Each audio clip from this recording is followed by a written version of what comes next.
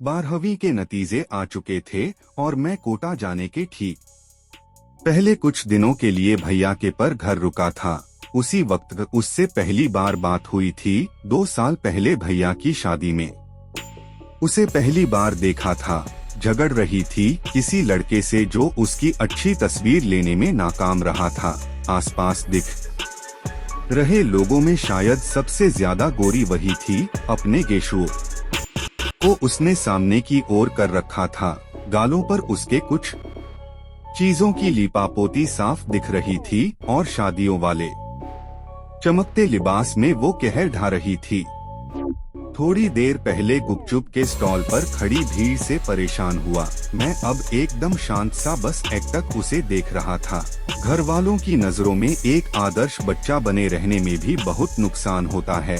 एक तो वही हो रहा था कि मैं चाहकर भी उससे बात नहीं कर पा रहा था। इस शादी के साथ मेरे अरमान भी खत्म हो गए क्योंकि मैं उसका नाम तक ना जान सका था। सोचा नहीं था कि कभी बात भी होगी उससे, लेकिन 2 साल बाद जब कोटा जाने में 3 से 4 दिन रह गए थे, तभी फेसबुक नामक आभासी दुनिया में एक संदेश आया, मित्रता संबंधी। हाँ, वही कहते हैं ना, फ्रेंड रिक्वेस्ट, ठीक वही।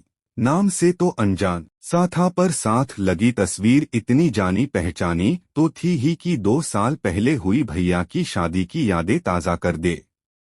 वो मैसेज होते हैं ना, when crush sent you friend request वाले, ठीक वैसा ही हो रहा था। मैंने रिक्वेस्ट तो एक्सेप्ट नहीं की, लेकिन एक संदेश भेजा, आप कौन।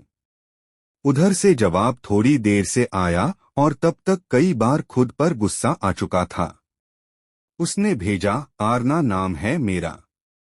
मैंने फिर थोड़ी हिम्मत करके भेजा तो उसने जवाब दिया, मैं बोर हो रही थी, किसी अनजान से बात करनी थी।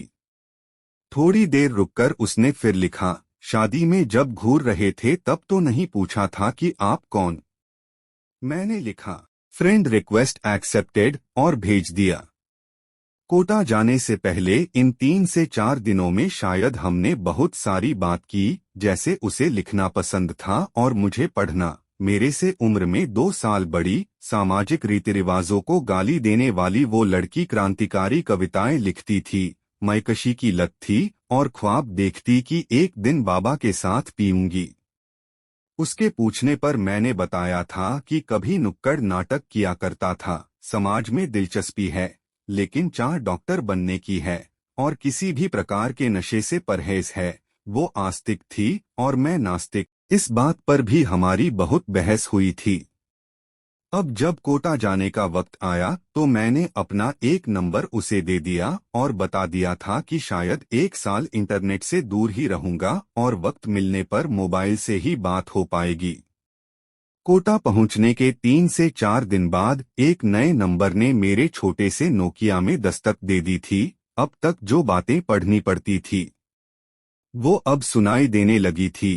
क्लास के खत्म होते ही खाने जाना और फिर मेरा 1 घंटा रोज का उसके लिए था। हमने मैसेज पैक्स एक्टिवेट करवाए थे क्योंकि उसे अपनी कविता भेजनी होती थी और मेरी लिखी हुई तारीफ उसे पढ़नी होती थी। उन्हीं मैसेज में अब वो गाने के बोल भेजती जिसे मुझे सुनने को डोट बोलती और मैं उन गानों को मुहज़्ज़बानी याद तक कर लेता था। ये अलग बात थी कि इससे पहले मेरी गानों में बहुत दिलचस्पी नहीं थी। 3 खूबसूरत महीने कैसे बीते पता ही न चला। फिर दिवाली की छुट्टी में मुझे भैया के घर जाना था। मैं ट्रेन में अपनी सीट पर बैठा ही था कि उसने एक संदेश भेजा कि बेवकूफ हो तुम। मैंने पूछा, मैंने क्या कर दिया। उसने लिखा, क्योंकि तुम खुद कभी नहीं कह पाओगे क्या। मैंने वापस लिखा, फिर लिख कर आया, अभी तुम्हारे हाथ में जो नोकिया है वो मेरे मैसेज के बाद जिस तरह थरथरा रहा है, ठीक वैसे ही मेरा दिल तुम्हारे मैसेज के बाद थरथरा जाता है। प्यार करती हूँ तुमसे गधे। मैंने उसे कॉल किया और बोला, मैं भी और भी बहुत कुछ बोलना चाहता था, लेकिन नेटवर्क थोड़ी कमजोर पड़ रही थी उस वक्त। फिर शायद 1 महीने में हम एक दूसरे में खो चुके थे। इन सब में मेरी पढ़ाई का अच्छा खासा नुकसान हो चुका था। इस बात का इन तब हुआ जब एक टेस्ट के नतीजे बेहद खराब आए। मुझे खुद पर बहुत गुस्सा आ रहा था, समझ नहीं पा रहा था या समझना नहीं चाहता था कि गलती थी कहाँ। इसी बीच उसका कॉल आ गया और फिर मैंने गुस्से में उसे हर चीज का जिम्मेदार बता नोकिया का लाल वाला बटन दबा दिया। उस रात न मेरी आंखों में नींद आई और न मेरे मोबाइल में उसका कॉल। फिर 2 दिनों तक पढ़ाई को लेकर बेहद जिम्मेदार होने का दिखावा खुद से करने के बाद मैंने उसे मैसेज भेजा, आई एम सॉरी। फिर बहुत सारे कॉल्स किए लेकिन कोई जवाब नहीं मिला। अगले दिन सुबह एक मैसेज मेरे मोबाइल में मेरे जगने से पहले पहुंच चुका था। मुझे कभी किसी की रानी नहीं बनना क्योंकि वो राजा के नाम से जानी जाती है। मुझे यही खुला गगन चाहिए जिसमें मैं अपनी कलम की पंख ले उड़ सकूं। मुझे शायद प्यार के बारे में न बहुत अच्छा लिखना आता है और न ही प्यार करना।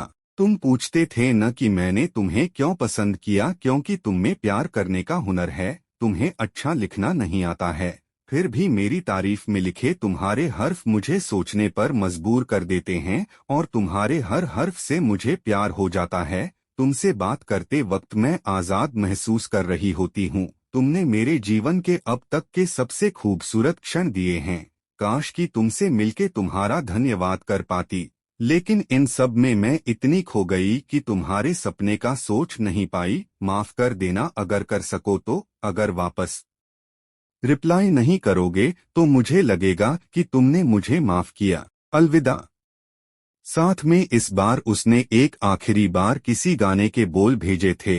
तारुफ रोग बन जाए तो उसको भूलना बेहतर, ताल्लुक बोझ बन जाए तो उसको तोड़ना अच्छा, वो अफसाना जिसे अंजाम तक लाना न हो मुमकिन उसे एक खूबसूरत मोड़ देकर छोड़ना अच्छा। चलो एक बार फिर से अजनबी बन जाए हम दोनों।